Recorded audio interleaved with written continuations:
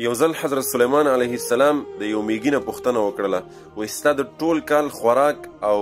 راشن څومره دی؟ یعنې ته په ټول کال کې څومره خوراک کوې؟ نو هغه میږی حضرت سلیمان علیه السلام ته وایي ای د الله پیغمبره، وایي زه د کال صرف او صرف 2 د وریجو دانې خورم، یعنې د وریجو 2 دانې دا زما د ټول کال راشن دی. نو حضرت سلیمان علیه السلام داسې کار وکړو چې 2 د وریجو دانې راواغستې، یا د غنم دانې یا د وریجو دانې هغه یې راواغستې او د دې میږي چې کوم غار و په دغه غار کې ورته کېښودلې او دغه میږی وردننه کړو، د پاسه یې پرې دا غار بند کړو.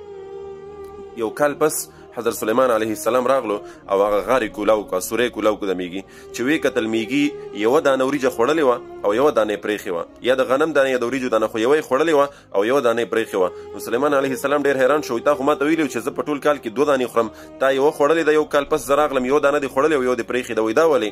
نو دا میږی ورته وایي ای د الله پیغمبره، ای سلیمان علیه السلام، وایي اول معامله چې وکنه اولنی چې کوم د رزق سیستم زما و نو هغه د الله په لاس کې و، وایي که ما دغه 2 دانې خوړلې وای نو ما ته زما رب نورې راکولې، زما امید وتې دا چې زما رب ډېر لوی عظیم ذات دی، هغه به ما ته نور راکوي.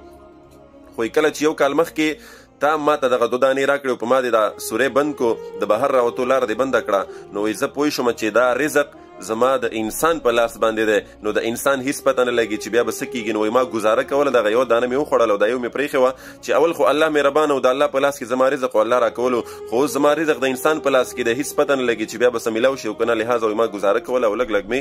خوړل. سیټ ته چې کوم ویډیو کلیپ تاسو ته ښکاري د دې واقعي سره د دې ډېر مناسبت دی. کله چې رزق د الله په لاس کې وي نو بیا